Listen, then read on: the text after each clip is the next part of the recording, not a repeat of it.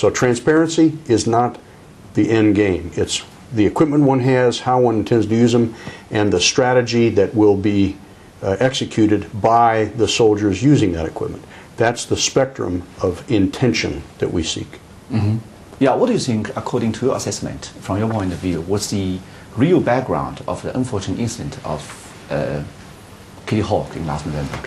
You know, everybody was guessing, and so. Yeah. We don't know specifically. Mm-hmm. It was a subject of several conversations that I had while in China, as you mentioned, Peter, during our January visit.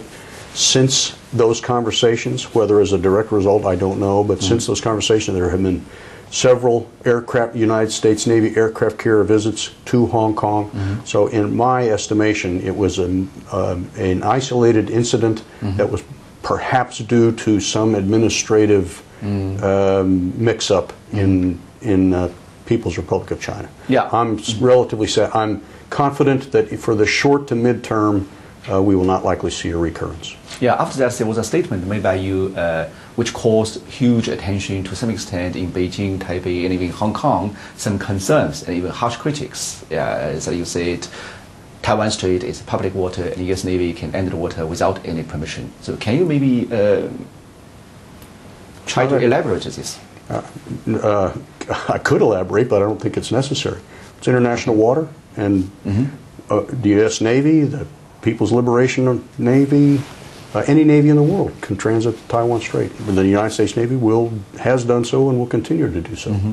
It's pretty straightforward. Mm-hmm. In fact, one of the three key points in Secretary Gates' speech here at Shangri-La, as you recall, was just this point, that it's very important for us all to maintain the open commons, mm-hmm. including the sea, cyberspace, and in fact space itself. Mm-hmm.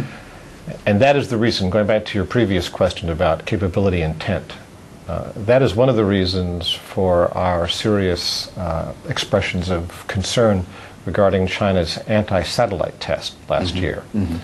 The question is, that's an interesting, possibly dangerous capability. The really important thing is, what is the intent mm-hmm.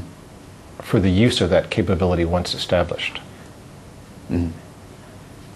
Okay, transparency, intention, and all this, the strategic trust between the two armies. From your point of view, on the level of defense policy making, what do you expect from the PLA, and how could you try to persuade PLA to be more transparent, to be more, constructive in dialogue? Well, fundamentally, our Chinese friends will participate, both military and civil will participate in transparency dialogues because they perceive it to be in the interest of China, not because I or Admiral Keating are particularly persuasive, but we believe the case can be made, mm-hmm. and we believe the Secretary made that case here at Shangri-La, mm-hmm. that transparency has substantial value in mm-hmm. terms of reducing tensions in this region. Mm-hmm. Mm-hmm. For China and the United States and for China's neighbors in the region. Mm-hmm. Yeah, Admiral Keating, you said it before, step by step, and you have a better but not yet sufficient understanding of the mm-hmm. Chinese military intention.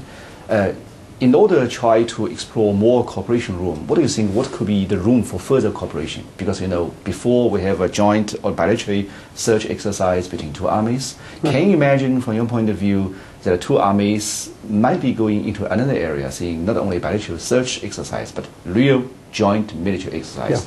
Yeah. We have certain... Can you imagine that? We in the United States have certain restrictions we have to observe that Congress has given us. Easily enough done. But in the dialogue that we all have mm-hmm. with colleagues, counterparts, friends, acquaintances in the People's Republic of China, whether they're informal or the result of specific meetings, it would seem to us that any and all opportunities should at least be considered. And that's the position of the United States Pacific Command. We will actively entertain any notions involving personnel exchanges, attending different meetings, whether they're military exercises in an observer status or an active participant status. We'll consider any and all options. Yeah.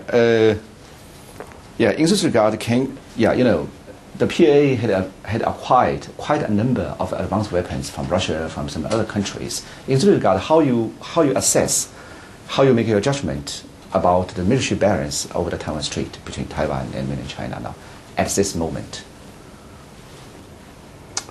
The People's Republic of China has a wide variety of weapons, some of them currently in place across the strait, and that is a source of concern for us, and we have expressed that concern to the People's Republic of China.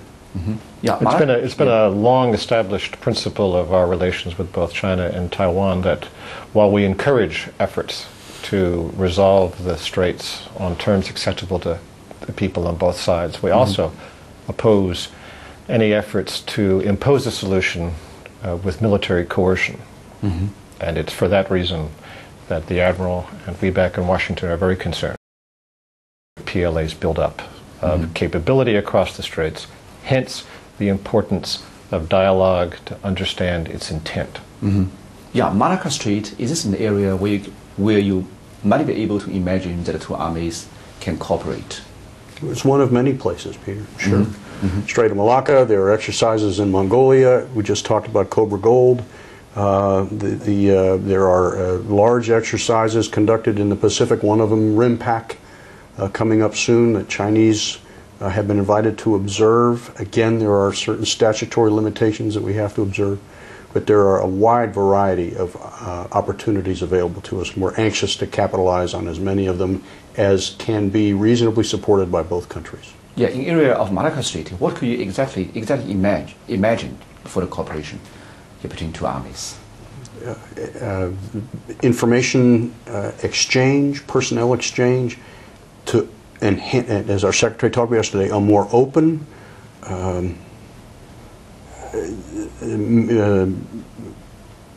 program to maintain the security of these various mediums, air, cyber, and maritime. And so the Strait of Malacca would be a great example. I think we would deliver the same message that Secretary Gates delivered when he visited Beijing recently, which is that the U.S. relationship with China is very different than it was with the Soviet Union. The Soviet Union was our adversary in the Cold War.